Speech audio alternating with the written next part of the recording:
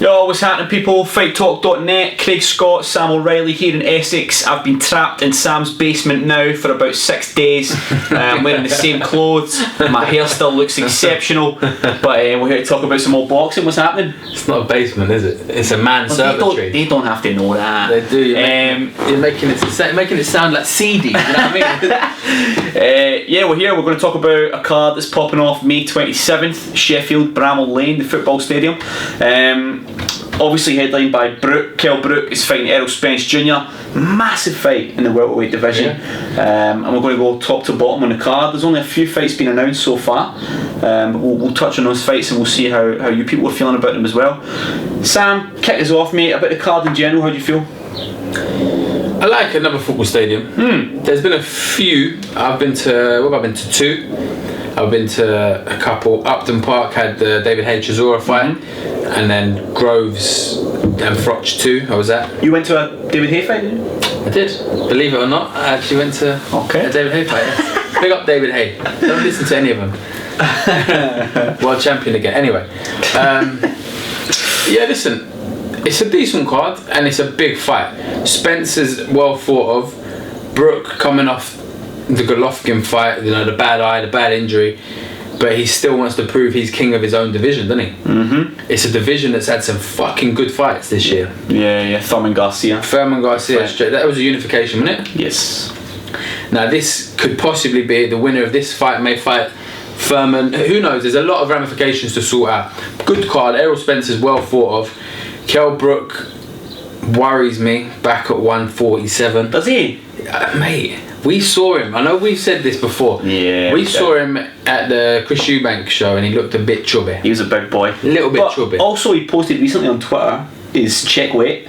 Yeah, he did. And he made his check weight. He looked alright. Looks good. Maybe he can go up and down with more ease than most. Doesn't help though. Can't help. Going up and down doesn't help preparation, no doubt. Can't help. Another pay-per-view. That's March, April and May pay-per-views on Sky. Hey Bellew, Joshua Klitschko, Spence Brook. I don't think anybody would grudge paying for AJ Klitschko. I don't think that's going to be something people would have a gripe about. Definitely not. I know Hey Bellew, people would. It ended up being a little bit of a freak show, if you like. So I know how you feel about it. He's a pay-per-view star. Don't say a word. He's a pay-per-view star. I'm literally staring at a David Hay Mark Damori poster right now. 30 wins, 25 by KO, Mark Damori, hashtag YouTube Warrior. What's your point? Let's move on. So, Bramall Lane, let's go to the bottom of the card. There's a big debut, an Olympian, the captain of the Olympic boxing team, Anthony Fowler, Liverpool's own Anthony Fowler. We kind of touched on it before when we were speaking. Anthony Fowler sort of polarises his opinion a little bit. Some people really like him, some people aren't really too sure on him. What have you seen so far and how do you think he's going to transition into the pro game? People don't like him. Some people don't, but he's got a big following though. Why has he got so much hate? Like, why I say hate can sound like it's unnecessary. I don't know whether he deserves it or not. I don't know anything about him apart from that he was the captain for the GB team.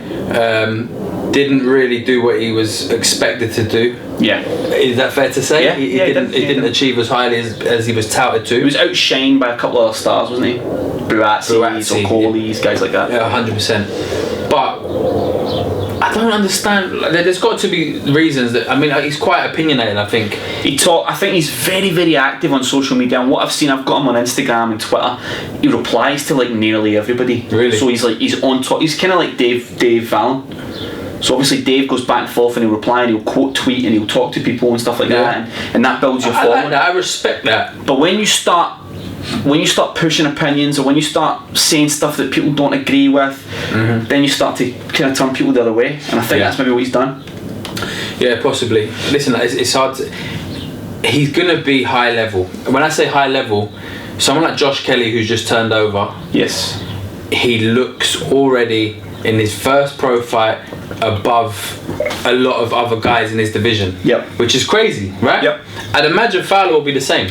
I don't think we need to give him 8, 9, 10 journeyman fights, do you? Because he's been there, he's done it, he's trained with these guys. He was the captain of that team, so which means so was Tom Stalker, bro. Oh fuck yeah. Tom Stalker was the captain of the team. I take it back, cut that. But no, you're right, he comes with a profile. He was the captain of the Olympic boxing team, and I think They're probably going to try and move him quickly, but his style of fighting, it's dangerous, man. What's his style? It's dangerous. He's reckless. Yeah, he's a brawler. He throws big. He's almost Mexican in the way he fights. He throws big shots. He's knocking people out in the amateurs. Cinco de Mayo. But always Cinco de Mayo. But if you when you reach your level and when you come up against a guy who's like in the upper echelons of the sport, googled it, whatever, then you might get fucking cracked in the mouth. Do you know what I mean? If you're throwing big winging hooks and you're throwing these hooks from the hips up, bang, bang, bang, you might just get cracked in the mouth. Is Dave Coldwell gonna let him fight that way? Maybe the first few. Maybe his debut will see that. Well, yeah. But let's look at, I don't know, Conor Benn. When he turned over, I'm not saying I don't think he's high level yet, don't get me wrong. What I'm saying is his first couple of fights he was raw as fuck. His second fight he went to war with a geezer. Yeah, it was a close fight. For no reason. No reason at all. Now, as a trainer, it doesn't fill you with confidence looking at your guy do that, does it? Because sometimes it can be a shootout. Whether you're a journeyman or a well thought of Olympian, yeah, it can be a shootout. So why risk it if you're a better boxer? That may happen with Fowler and under Dave Coldwell, I wonder if that's an amateur thing, because if you're fighting professionally in the big fights, you're fighting 10 rounds, 12 rounds or whatever, you've got more time to settle into your game plan, you can impose yourself a little bit. If you're fighting 3 rounds and you have to score points the way it used to be, where you would score points for where you hit people and all that sort of stuff, I wonder if a lot of them just go all out to try and make an impression over a sort of short space of time. Possibly. Like, there are certain guys that are more suited to longer fights. Big up the ice cream van. Yes. Magnum. Coconut, man. That's the shell, isn't it? Oh shit, what's it called? Is it just called a coconut? Coconut, say. Double oyster. Nugget. I like a double nugget, mate. Don't have them in England. We've digressed a little bit. Heroin, that's what they sell in ice cream vans in Scotland. So heroin and iron brew. So yeah, Fowler debut 27th of May. I guess we'll see what happens. Yeah, we'll see what happens. I'm sure he'll win the fight. No dramas. Next big fight on the card is your man Dave Allen. My boy, White Rhino. The White Rhino. Fight Talk's own. Am I allowed to call him that? What's he going to do about it? He's miles away. Operation White Rhino / Fight Talk. Yeah, that's it, yeah. Listen, I've said it, I don't know how many times I'm blue in the face. I love him. Yep. He's an absolute gentleman of the sport. He talks to everyone. And you touched on social media. For the first time ever, I've seen him get a little bit of... Last week, he called Klitschko to beat Joshua. Yeah, Did you see this? Seen the backlash. He thought Klitschko would beat Joshua. He sparred them both. Yeah. He has a better opinion than you and me, than any other motherfucker with an opinion. And let's not pretend Joshua blew him away. Yeah, he could have beat him. Yeah, he could have beat him. It was close. So listen, he got it wrong. As we all do with... It's like, you've never got a fight wrong. I don't give a fuck who you are. You've got a fight wrong. You predicted fight wrong. I got a few right. You got a couple of right. Spoke about it. Yeah, a little bit. But you got Klitschko wrong, mate. You didn't bring that up, did you? I said Joshua, so it's 2-1. I did get Klitschko wrong. So listen, you'll get fights right, you get fights wrong. But some people were giving him sticks and he was hating on Joshua. It's bollocks. Yeah. He gives his opinions, like it or don't lump it, irrelevant. Let's talk about his fucking fight. Commonwealth title challenger David Allen, who 4 fights, got beat by Dillian White. Yep. 3 fights ago got beat by Victor Ortiz. Victor Ortiz! Victor Ortiz? How did he get beat by him? He's tiny. He didn't fight Victor Ortiz. Fucking King Kong Luis Ortiz. See, getting beat by Victor Ortiz would have really set him back, to be fair. Getting beat by Luis Ortiz wasn't as big a deal. Yeah, it wasn't as bad. Their name was King Kong. But yeah, Victor Ortiz was not there. Luis Ortiz was. And he got beat by him. A fight that he really probably shouldn't have took. Not only was he unfit and not healthy for it, fucking hell, it was King Kong, the guy that's apparently one of the most feared heavyweights. Yeah. But Dave's come back and he's got this thing about him. He's got this personality where you can't not like Dave. And I think he's gained this following now. And he's a good fighter. When his head is fucking screwed on and he's focused and he's training hard and he's living and eating the gym. Yep. He's a tough man, which he is. He's in unreal shape. Now I've seen him post the other day, Slimline Rhino or something was the and he looks in fantastic shape. He does. That's a good fight. The guy's fighting we don't really know much about. Leroy Thomas southpaw. That's all I know. Jamaican southpaw. As Dave said, he's fought the French champion who was southpaw and Ortiz who was southpaw. He don't have too many dramas with him. He quite likes them, doesn't he? He quite likes fighting them, yeah. So, listen, man, touch wood. Because if I do end up going to Sheffield for that, he told me live on a podcast, his couch is my couch. Boom. So I'll be sleeping at the White Rhino's gaff. It's on. And I'll be Little Spoon if I've got a Commonwealth title. I really hope he does it. He deserves some fucking success. He does. Man. He does. He deserves some success. He's a very genuine guy. Dave Allen, man, I know it means a lot to him as well. He says he's going to get very emotional. His dad fought at Bramall Lane as well. In his last fight, was it? Maybe, I'm not sure of the details. But it obviously gives you a lot of emotional attachment and stuff, which hopefully you can separate until after the fight. But yeah, good fight. It'll be interesting. Co-main is a guy I know you're very fond of. Do you know how big a Groves fan I am? The Groves stuff's down here, actually. The Groves is down there. The Groves, yeah, there's Groves stuff about. So, yeah, David Hayes there. Yeah, the Groves is about. I got the tea. Listen, I tell you why I love the Saint, right?